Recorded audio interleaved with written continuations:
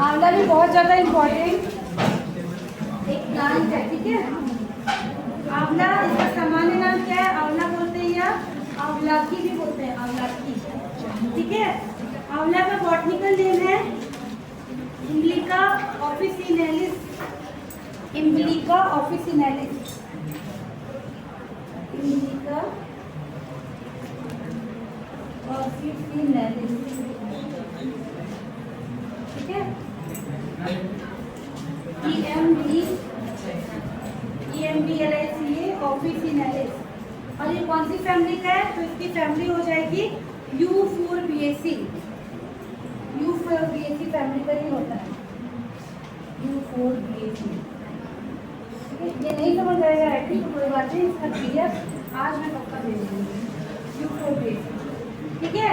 तो ये भी आपका एक कॉस्मोपॉलिटन है, मतलब विश्वव्यापी है, हर जगह पाया जाता है ना। और ये क्या है? मिश्रित पर्णपाती वनों में 4500 फीट तक की ऊंचाई वाले हिस्सों में मिलता है, बहुत ऊंचे जगह पे भी ये मिलता है। मध्य प्रदेश और छत्तीसगढ़ में बहुत जगह मिलता है। तो मेरे ख्याल से आंवला का सभी ने देखा है ना, ठीक है।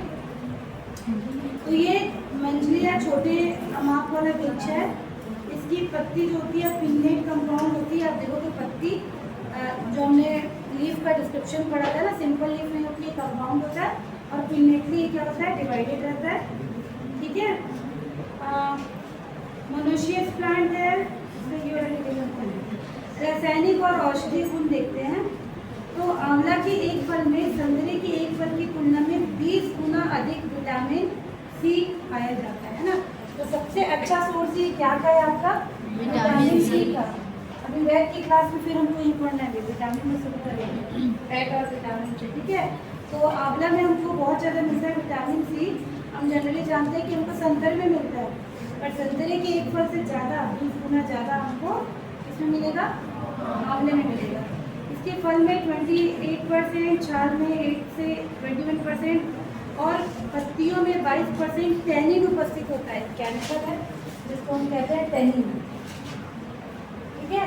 तो इसके सभी भाग में, फल से लेके पत्ती से लेके इसकी छाल में टैनिन उपस्थित होता है। इसी कारण इसका फल विशिष्ट कसैला स्वाद का होता है ना। आप अगर इसको ज़्यादा खाओगे तो ये आपको थोड़ा सा कसैला टाइप दिखेगा, और ज़्यादा अगर पकड़ के किसोगे आप देखोगे आँख में अगर कुछ गंदगी रखी होगी तो साफ कर देता है, ठीक है। ये लैक्टेटिव औषधि गुण रखता है, इसके और इम्पोर्टेंस को देखते हैं। इसके फलों को अत्यधिक उबाल कर सेवन करने से खसरा में लाभ होता है। जो खसरा होता है जिसको मीजल्स कहते हैं, अगर आप इसको उबाल कर सेवन करोगे तो उसमें फायदा करता है। आंवला के हरे तथा सूखे फल का उपयोग दस्त, डायरिया आदि रोगों के इलाज में किया जाता है। इसके फलों में किण्वन फर्मेंटेशन से प्राप्त सिरका, अगर आप इसका फर्मेंटेशन करोगे, किण्वन करोगे तो जो सिरका मिलेगा, जो विनेगर मिलेगा, वो अपच, रक्तहीनता मतलब एनीमिया, जॉन्डिस, पीलिया और कुछ प्रकार के हृदय रोग और सर्दी जुकाम में भी उपयोगी होता है ना। कौन सा भाग इसका? फर्मेंटेड भाग, सिरका वाला मिलेगा, ठीक है। इसके अलावा आंवले का आप देखोगे पाचन के लिए तो आंवला सबसे ज़्यादा जरूरी होता है ना। जितनी भी पाचन से रिलेटेड जो भी दवाइयाँ आती हैं उस सब में आंवला आपको जरूर देखने को मिलेगा। आंवले के फल यकृत, लीवर है ना, लीवर को शक्ति प्रदान करते हैं। च्यवनप्राश नामक सुप्रसिद्ध आयुर्वेदिक औषधि का ये घटक होता है। च्यवनप्राश में बहुत सारी चीज़ें हैं ना, आप जो फोर्थ चैप्टर में लोग पढ़ेंगे आयुर्वेदा, उसके अंदर इसको देखेंगे उसमें क्या क्या डला रहता है। तो अभी ठंडी में देखना मिलेगा च्यवनप्राश का बड़ा बड़ा डब्बा, उसमें आंवला जो है उसका एक मुख्य घटक मतलब एक ये भी कंपोनेंट होता है। आंवला को हरदा और बहड़ा के साथ मिलाकर त्रिफला नामक दवा के रूप में सेवन करते हैं। त्रिफला जो खाए होगे सभी है ना, जिनको अपच होता है वो लोग जल्दी लेते हैं। तो हरदा और बहरा ये भी इतने बड़े फल होते हैं, डाइजेशन के लिए भी अच्छा होता है, और जो हरदा है वो खांसी से निजात के लिए भी बहुत उपयोगी होता है।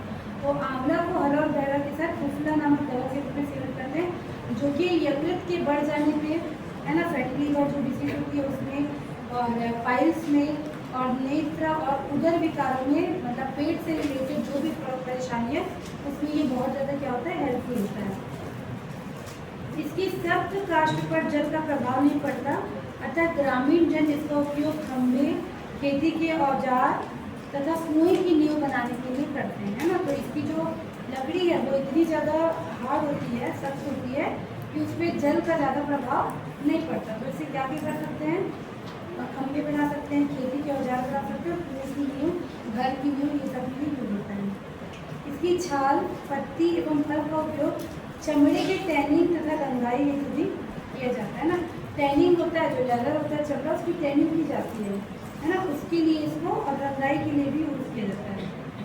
इसके फल को आयरन के सल्फेट के साथ उबालने पे काला रंग प्राप्त होता है। तो आयरन सल्फेट केमिकल है, उसके साथ अगर आप इसको उबालोगे तो काला रंग प्राप्त होता है, जिसे स्याही तथा बाल बनने हेतु उपयोग किया जाता है।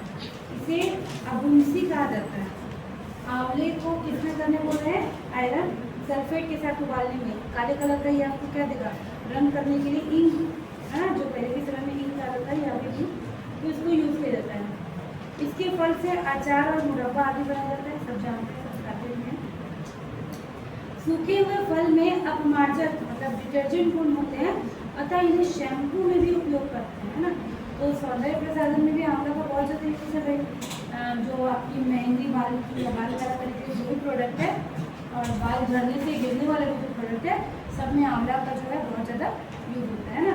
देखो आपको ओवरऑल इसकी लकड़ी से आप घर के चीज़ों को, औजारों को बना सकते हो, है ना। इसके छाल से बहुत सारी चीज़ें बन सकती है, और इसके फल से भी बहुत सारे सौंदर्य प्रसाधन की चीज़ें और रोकथाम, मतलब मेडिसिनल यूज तो है, पेट से संबंधित जितनी भी परेशानी है, इसके लिए जो आपका आंवला होता है वो बहुत ज़्यादा यूजफुल होता है। इसका बॉटनिकल नेम क्या है, इंडिका ऑफिसिनेलिस। बोलो सब एक बार, और इसकी फैमिली कौन सी है, यूफोरबिएसी। ये दोनों चीजें याद रखनी ही है आपको, यूफोरबिएसी फैमिली, ठीक है। चलिए नेक्स्ट प्लांट देखते हैं, जिसका नाम है अश्वगंधा। अश्वगंधा,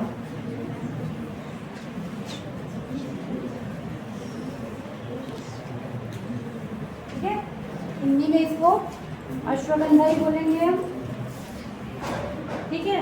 इसको अश्वगंध भी कहते हैं, या पुनीर भी कहते हैं, या चिरपातान भी कहते हैं। तो कम से कम दो नाम आप याद रखोगे, अश्वगंधा, अश्वगंध, पुनीर या चिरपातान। इसका बॉटनिकल नेम है Withania somnifera. Withania somnifera, Withania somnifera. Back में जो 7 प्लांट के बारे में आपको पढ़ना है, उसमें आपका अश्वगंधा भी है ना। ये किसी को सेमिनार में भी मिला होगा, जो बैक वाले स्टूडेंट हैं उनको। तो ये बैक का भी पढ़ रहे हो भैया, अलग से और नहीं पढ़ाऊंगी। हाँ, वो मैंने ना रजिस्टर में लिखा हुआ है, आज दे दूँगी ना। उसमें आपको ज़्यादा नहीं लिखेगा, जो ये भी पढ़ रहे हैं ना, प्लांट का नाम, उसका बॉटनिकल नेम, उसकी फैमिली नेम और उसके प्रॉपर्टीज, उतना ही आपको असाइनमेंट जमा करना है 5 नंबर के लिए। अच्छा, और बाकी लोगों को भी असाइनमेंट ना, हाँ एक और इम्पोर्टेंट बात, आपको पता है कि प्रैक्टिकल एग्जाम की डेट आ गई है, फाइनल वाला कब से है, 28 से, मतलब उस बीच में आपके सारे प्रैक्टिकल होने ना, बॉटनी, जूलॉजी, केमिस्ट्री, ठीक है ना, फिजिक्स वाले हैं, फिजिक्स, तो ये सब होना है। तो आपके पास मुश्किल से 20 दिन है, उसके पहले आपका एक टेस्ट भी होना है, सेकेंड यूनिट है, जिसमें यही वाला यूनिट आएगा, यूनिट 3। तो जस्ट आपका प्रैक्टिकल होगा, उससे मैं आपको असाइनमेंट भी जमा कर रही हूँ। तो जल्दी जल्दी असाइनमेंट को भी लिखिए, इसके जस्ट बाद हम लोग 4th को पढ़ेंगे। और जिनका जो सेकेंड यूनिट छूटा हुआ है, मेरे से बुक लेके उसका PDF बना के आप अपने हिसाब से उसको लिखोगे। मुझे लगा था कि टाइम लगेगा लंबा, लेकिन ये लंबा टाइम नहीं दे रहे, एग्ज़ाम को जल्दी करा रहे हैं, ठीक है। तो आपका प्रैक्टिकल एग्जाम है, उसके बाद आपको कुछ दिन का गैप मिलेगा, और फिर आपका फाइनल एग्जाम भी आ जाएगा, ठीक है। तो असाइनमेंट लिखना शुरू करेंगे, क्योंकि ये सबमिट करना पड़ेगा, ठीक। चलिए, तो अश्वगंधा का बॉटनिकल नेम है विटैनिया सोमनीफेरा, और ये आता है आपके सोलेनेसी फैमिली का मेंबर है। कौन सी फैमिली का, सोलेनेसी, ठीक है, सोलेनेसी फैमिली का ये मेंबर है, ठीक। तो इसकी उत्पत्ति भूमध्य सागरीय क्षेत्र में हुई थी, मेडिटेरियन सी में हुई थी उस क्षेत्र में, तथा भारत के समस्त शुष्क क्षेत्रों के वनों में ये मिलता है, ठीक है। ये इसको कैश क्रॉप कहते हैं। कैश क्रॉप मतलब नकदी फसल, तो ऐसे पौधे जिनसे बहुत ज़्यादा क्या बोलना चाहिए इकोनॉमिक इम्पोर्टेंस के हैं, जैसे कि आपका एक गन्ना हो गया, शुगर केन है ना, वो भी नकदी फसल में आता है, मतलब जिससे बहुत ज़्यादा पैसे मिलते हैं जिसको खेती करने पे। तो ये भी आपका मेडिसिनल कैश क्रॉप के रूप में मध्य प्रदेश के मंदसौर जिले में तथा राजस्थान के गढ़वाल के पहाड़ी क्षेत्रों में ये उगाया जाता है। मतलब ये वहाँ पर इसकी प्रॉपर क्या की जाती है, खेती की जाती है। तो जो किसान इसकी खेती करते हैं वो बेच के उससे बहुत सारे पैसे वो लोग बनाते हैं। इसकी खेती सिंचित बलुई लोमी मिट्टी में होती है। देखिए इसमें मिट्टी का भी डिस्क्रिप्शन दिया हुआ है, कैसी मिट्टी में ज़्यादा अच्छे से होगा। इसकी बुआई अगस्त में करते हैं और फसल की प्राप्ति जनवरी महीने में होती है। ठीक है, कटाई फलों के लाल रंग हो जाने पर हो जाती है, मतलब इसका रंग कैसे दिखेगा आपको, लाल कलर का। संपूर्ण पौधे को जब ये पूरा पौधा हो जाता है बड़ा तो इसको उखाड़ कर सुखाया जाता है।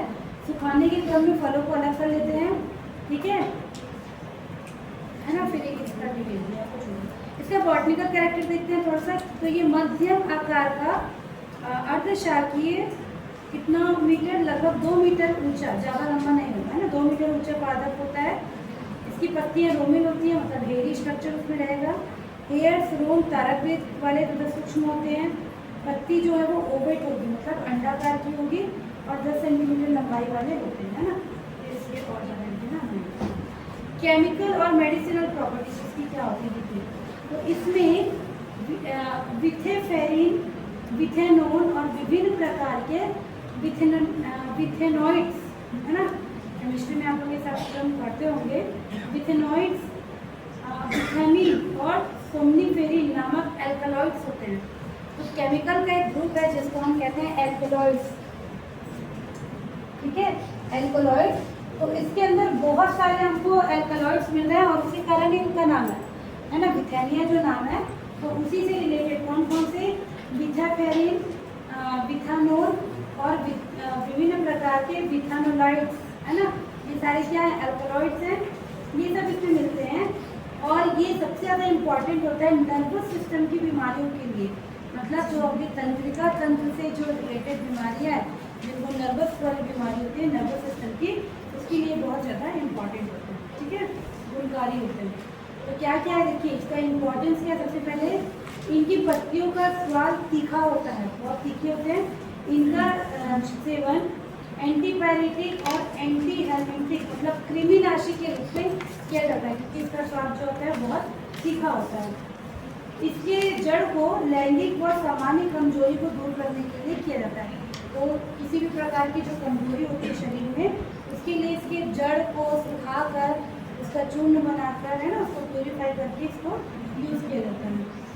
ठीक है, इसके जड़ों का उपयोग गाठिया, है ना, या जिसको रूमेटिज्म कहते हैं, गाठिया रोग में ये बहुत ज़्यादा यूजफुल होती है। पत्तियों की गर्म पुलटियाँ आँखों पर बांधने से आँखों के रोग में लाभ मिलता है। मतलब पत्तियों को क्या करना है, उसका जैसे छोटे छोटे ऐसे पाउडर फॉर्म में करके उसकी पोटली जैसे छोटे छोटे बनाते हैं। और जो नेचुरोपैथी एक तरीका होता है ट्रीटमेंट का, उसमें जनरली इस टाइप की चीज़ें करते हैं। तो उसमें क्या करते हैं, छोटी छोटी पोटली बना के ऐसे आँख के ऊपर रखते हैं। जैसे आपने जनरली खीरा को देखा होगा, खीरा रखते हैं ना, तो वो क्या करते हैं, थोड़ी सी ठंडकता प्रदान करते हैं आँखों को। अगर आपकी आँखें जल रही हैं तो वैसे ही उसके ऊपर रखोगे तो आँखों की बीमारियों में से लाभ होता है। इसके जड़ के चूर्ण का उपयोग अल्सर, है ना, सूजन और अनियमित आकार वाले उभार युक्त ग्रंथियाँ, मतलब शरीर की ऐसी ग्रंथियाँ जो ट्यूबल ग्रंथियाँ होती हैं, उनमें दवा के रूप में करने से क्या करता है, फायदा करता है। इसकी पत्तियों एवं जड़ों का उपयोग स्मरण शक्ति के गायब होने, मतलब जिनका याददाश्त कमजोर होने लगता है, इसके अलावा तंत्रिका तंत्र, नर्वस सिस्टम की गड़बड़ियाँ, ड्रॉप्सी आदि बीमारियों के इलाज के लिए किया जाता है। मतलब ये क्या कर रहा है, मानसिक क्षमता को भी बढ़ाने में बहुत ज़्यादा हेल्पफुल है ना। तो मानसिक क्षमता को बढ़ाने में नर्वस सिस्टम से जुड़ा हुआ होता है आपका जो मेंटल इलनेस होता है, तो उसमें ये बहुत ज़्यादा उपयोगी होता है। घी और शहद के साथ इसके जड़ का चूर्ण, ठीक है, पुरुष बांझपन तथा वीर्य शिथिलता को समाप्त करने हेतु किया जाता है ना। तो मेल में जो भी इनफर्टिलिटी वाली प्रॉब्लम है, बांझपन या शिथिलता, है ना, उसके लिए ये बहुत ज़्यादा इम्पोर्टेंट है। महिलाओं में मिल्क सिक्रेशन को बढ़ावा देता है ना। तो जो मदर होती है, जिनको बेबी हुए रहता है, उनका जो मिल्क प्रोडक्ट को बढ़ाने का उपयोग हाथ पैर के सूजन, चर्म रोग और पाइल्स से राहत के लिए किया जाता है। इसके मूल का उपयोग दमा, कफ और मिर्गी, है ना, एपिलेप्सी जैसे रोगों की निवारण हेतु किया जाता है। देखो बहुत सारे अलग अलग टाइप की बीमारियों, बेसिकली किसको बोलेंगे, जो नर्वस सिस्टम से रिलेटेड है ना, और जो आपका इनफर्टिलिटी से रिलेटेड है ना, मेल या फीमेल दोनों टाइप की जो इनफर्टिलिटी है आपके आगे अभी चैप्टर में है, डिसीज वाले में इनफर्टिलिटी है, तो वहाँ पर हम क्या करते हैं, अश्वगंधा का जो इसके रूट का या पत्ती का, फल का, सभी का यूज़ किया जाता है। चूर्ण बना के बहुत सारी मेडिसिन इससे बनाई जाती है। तो ये है ही कैश प्लांट, है ना, इसकी प्रॉपर खेती की जाती है, फिर उसको बेचा जाता है और इससे क्या हो जाती है, दवाइयाँ बनाई जाती हैं। ठीक है, इतनी चीज़ें आपको अश्वगंधा के लिए पता होना चाहिए। अश्वगंधा का बॉटनिकल नेम क्या है, और ये कौन सी फैमिली का है, फैमिली में आपका आलू भी आता है ना, तो उसी की फैमिली का है। ठीक है, चलिए नेक्स्ट प्लांट देखते हैं, अरंडी। अरंडी का तेल आपने सुना होगा,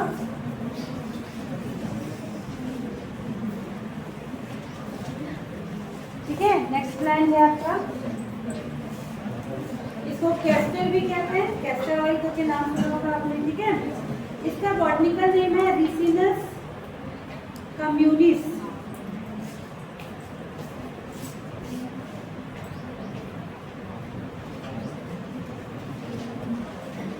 ठीक है, रिसिनस कम्युनिस इसका बॉटनिकल नेम है, और ये आपकी U4BAC का फैमिली का है, जो फैमिली का आपका आंवला है उसी फैमिली का ही एक ही होता है, U4BAC।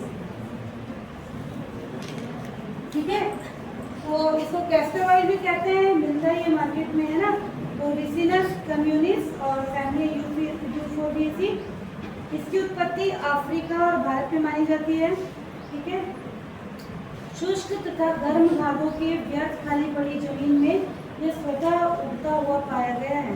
मतलब कैसी जमीन, शुष्क और गर्म जमीन। ठीक है, इसकी उपज भी ली जाती है, मतलब इसकी खेती भी की जाती है। ब्राजील, भारत, रूस और अर्जेंटीना में इसकी व्यापक रूप से खेती हो जाती है। संयुक्त मध्य प्रदेश मतलब छत्तीसगढ़ क्षेत्र सहित लगभग 4500 स्क्वायर हेक्टेयर में इसकी खेती होती है। ठीक है, और इसका उत्पादन बहुत ज़्यादा किया जाता है। अगर इसकी बॉटनिकल कैरेक्टर को देखें तो ये एक श्रब होता है ना, शाकीय श्रब होता है। ठीक है, और पिटियोलिन होगी इसकी पत्ती, पेनिकल टाइप का पुष्पक्रम होगा। इसके केमिकल प्रॉपर्टीज में आते हैं। ठीक, तो इसके बीज से प्राप्त, इसका बीज होता है ना कैस्टर का, इसके बीज से प्राप्त होने वाले तेल का वर्णन आयुर्वेद के श्रुश्रुत संहिता में भी मिलता है, जिन्होंने पढ़ा है ना, जहाँ से हमको इथनोबॉटनी, किसी को याद है वो 5 संस्कृत के नाम जिससे हमको इथनोबॉटनी वाले डिटेल मिलते हैं, चरक संहिता और सुश्रुत संहिता और विष्णु पुराण, अग्नि पुराण और अच्छा विदेशी साइंटिस्ट के नाम बताओ, पढ़े थे ना आपने, मैंने बताया था कम से कम आपको 10 नाम जानने चाहिए। देसी साइंटिस्ट और है ना, याद रखना पड़ेगा। ठीक है, तो देखो इस कैस्टर के बीज का जो जिक्र है ये आपको श्रुश्रुत संहिता में भी मिलता है। ठीक, इसके तेल में रिसिनोलेइक अम्ल के घटक मौजूद होते हैं। ठीक है, रिसिनोलेइक एसिड,